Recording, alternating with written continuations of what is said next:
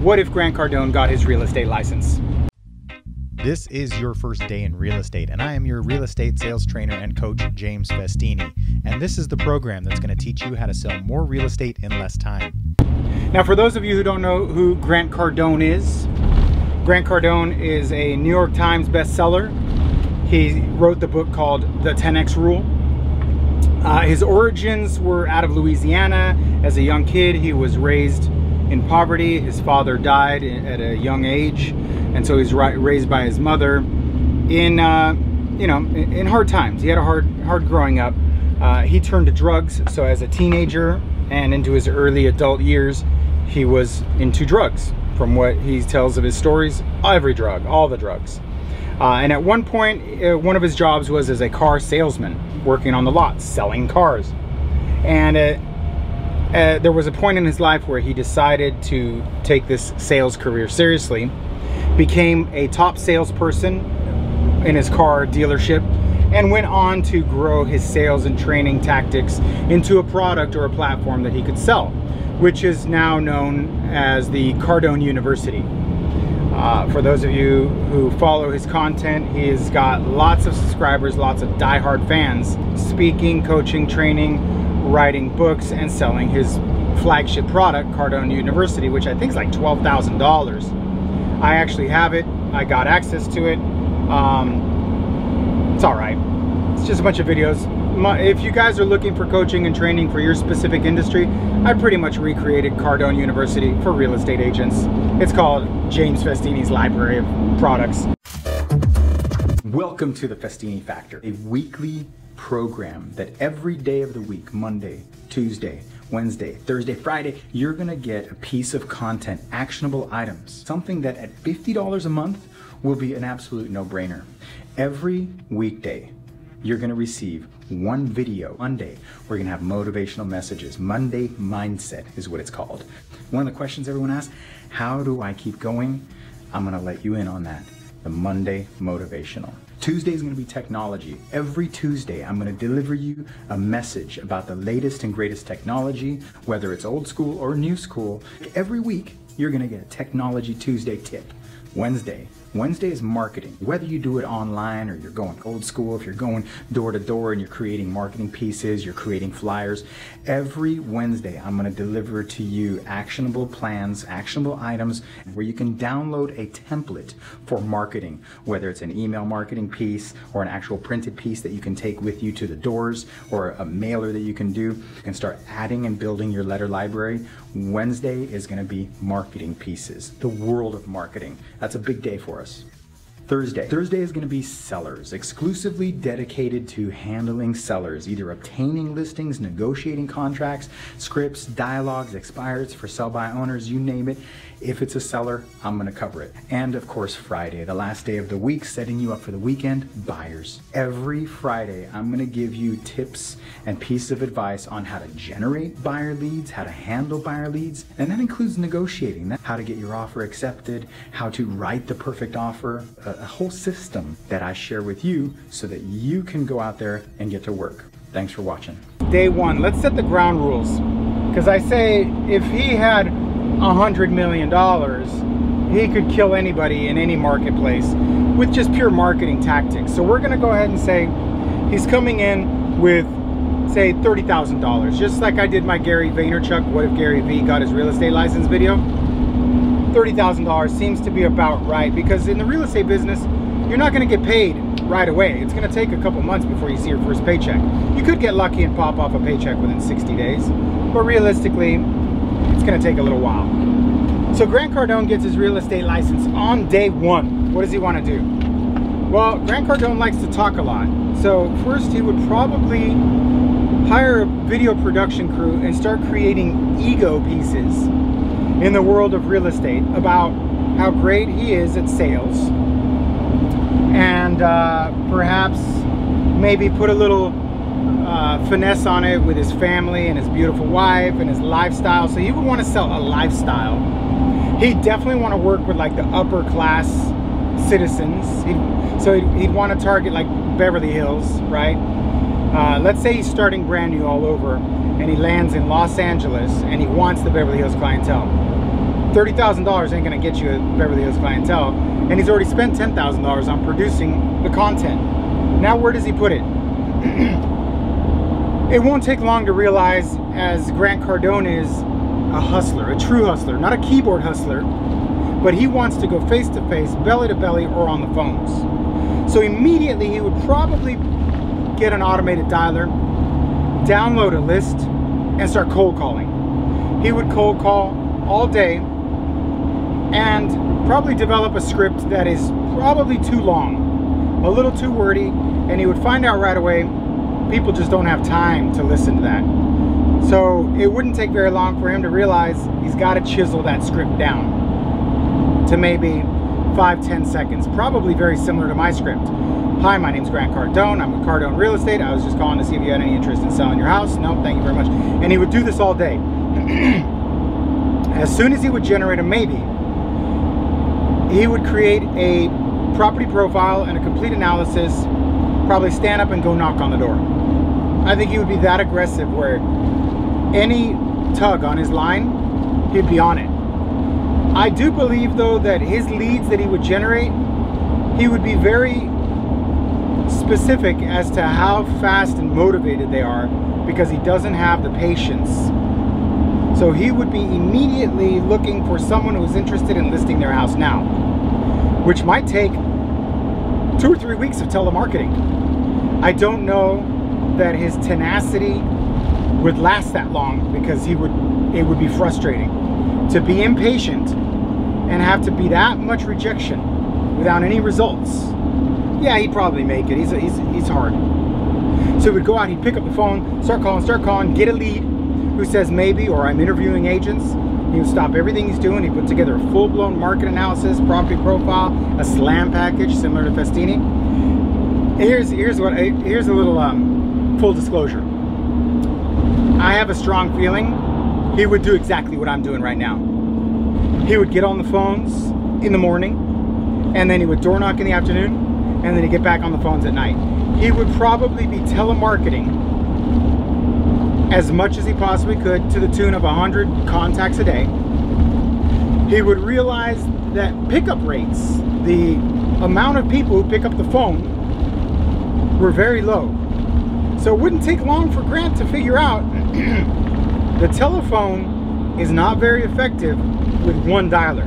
He would probably take it to double fisting. What is double fisting, you say? I coined a phrase. I don't know if I invented the technique. I didn't invent the technique, but double fisting, definitely, I've been using that word since 1990, 91, 92. And that is where you take 2 telephones, and with your left ear and your right ear, use 2 separate telephone lists and dial 2 people at the same time, because, well, just not enough people pick up the phone nowadays to sit and wait for one ear to ring. It is so slow on the telephones nowadays with a 6% pickup rate that having one headset, you could have 2 headsets, have a full-blown conversation on the right ear and not have anybody pick up on the left ear, and vice versa. So he would take the double fisting, but he would sit there frustrated and like, where are all the leads? Where are all of the leads? How do I get leads? As soon as he latches onto a lead, he would put together a full-blown property profile, market analysis, and go knock on the door. Hi, I'm Grant Cardone with Cardone Real Estate, and we just got off the phone. Sorry to bother you, but you expressed some interest in selling your house. I wanted to deliver my information to your doorstep. Is there any chance I could see your place now? I'm here. He would be that bold.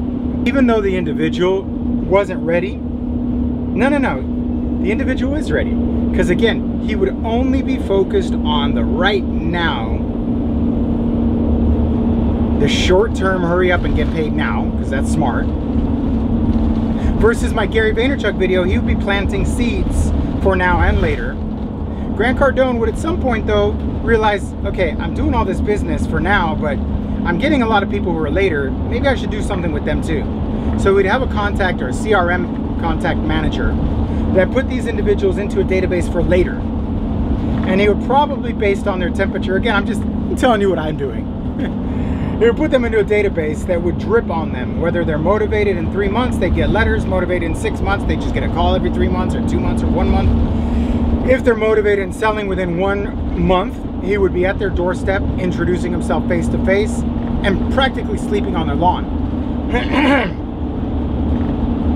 So that would be the first step he would take into generating now business. He would get to the door, try to close on them for an appointment.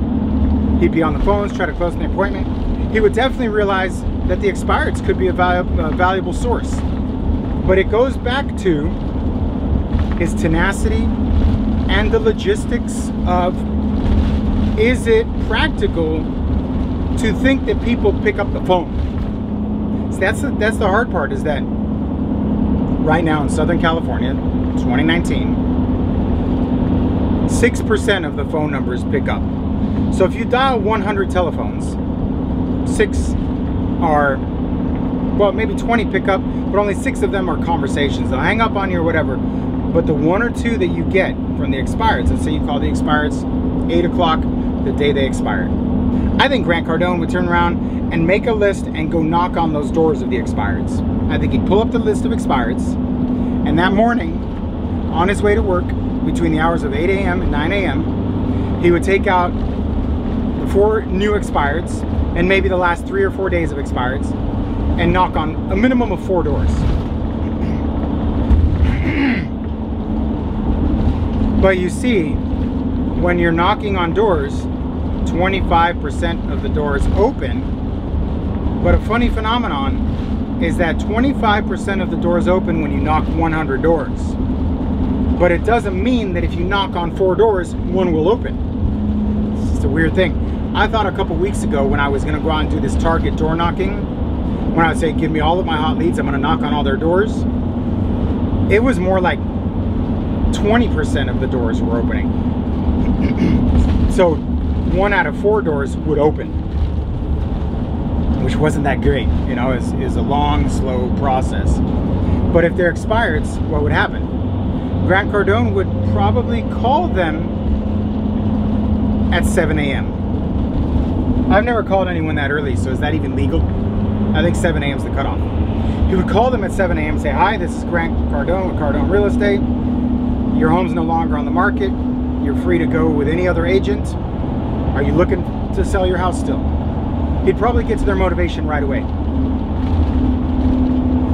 You see, if he went out going directly to the door, he would find out that sometimes he would spend a whole hour and not 1 door opens, and that would be frustrating. Or if he went directly to the door, he would go knock on the door, the person would open up the door and say, I'm the agent, or my mom's the agent, or I've relisted. And then he would think, why am I going here? It's probably faster to pick up the phone and call. Before I go to the door, I need to speak to them. And eventually he would start dismissing the logic, or the obvious assumed logic, of door knocking the expireds the morning they expire. Because there's a high probability that there are other circumstances or other conditions that make them ungettable. Would he continue to do this? I would say yeah. I would say that wouldn't bother him. I think for Grant Cardone, he is so action oriented that he would still do that.